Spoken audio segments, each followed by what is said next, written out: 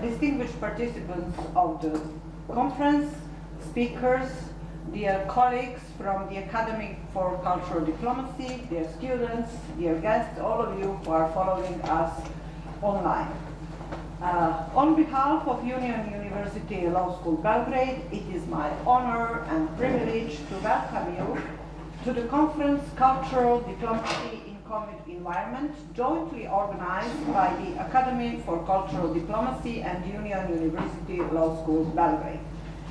Let me first extend my gratitude and thanks to our partner, the Academy for Cultural Diplomacy, and especially Mr. Mark Domfrey, who have made it possible for this conference to become a reality. The conference aims to raise awareness about cultural diplomacy in the time of COVID-19, not only concerning challenges it faces, but also the activities that could shift cultural relations, moving from self-promotion to promotion of values. The mentioned aims of the conference perfectly fit in our law school mission. Union University Law School Belgrade is a place for people who like ideas, because ideas make a difference in the world, who want to think about the law's interaction with public policy, business, diplomacy, information and biomedical technologies, human rights and perceptions, who are fascinated by the power of the rule of law and mindful of the unintended consequences of policy reforms, and who pursue the legal profession's service to Serbian society.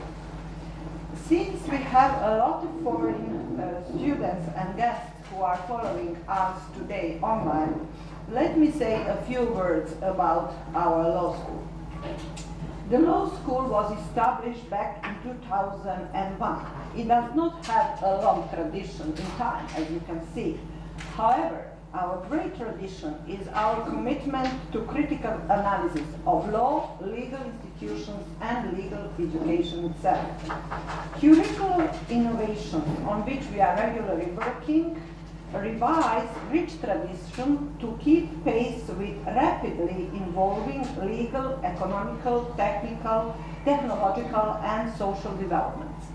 Modern disciplines that we offer here, such as medical law, media law, EU law, environmental law, IT law, consumer protection law, as well as the new Master in Contemporary Legal Studies one-year program taught in English language completely, illustrate the point well. The distinct contribution in teaching is given by prominent faculty members who have worked or studied at prestigious universities abroad. Our library has over 50,000 books. Our computer lab is equipped to allow a modern method of teaching. We also have an excellent bookstore where one can find not only our editions and legal literature authored by the Serbian scholars, but also law editions of world prominent publishers. Finally, our law school publishes regularly its law review, which is indexed in the world-recognized Hein Online and Eric Book Journal indexing basis. The law review accepts the submissions not only in the Serbian language but also in English language. Now, let me say a few words about the topic of the conference. The idea that a culture has an important role in diplomatic relations is not new, but the concept of cultural diplomacy is quite new in this domain. The concept is usually associated with other concepts such as public diplomacy, digital diplomacy, nation branding, propaganda, and soft power. However, it differs from these concepts as the cultural diplomacy represents the type of diplomacy aimed in exchanging ideas, information, art, language, and other aspects of culture among nations.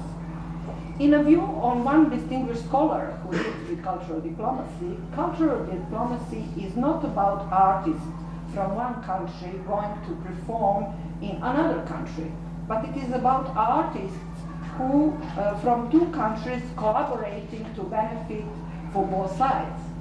Moreover, all though bilateral relations lay in the heart of cultural diplomacy, the aims of cultural diplomacy are achieved through multilateralism as well. One of the advantages of cultural diplomacy is to hold objectives such as exchange in medicine. Some countries added or promoted health diplomacy to continue cultural diplomacy in the pandemic time. The crisis made us realize that medical system alone cannot help control pandemic, but more is needed to overcome the current crisis. The scholars who deal with cultural diplomacy have emphasized that in such time, culture helps us focus on international challenges. On the other side, in COVID-19 time, cultural diplomacy faces different challenges itself, conspiracy theories and misinformation being the most frequent. Our distinguished speakers will speak about those and some other issues today. I look forward to fruitful and constructive discussions. Thank you for your attention and I wish you a very successful day. Now, my colleague, Vice Dean for Teaching Affairs, Jelena Simić, will introduce the topic more deeply.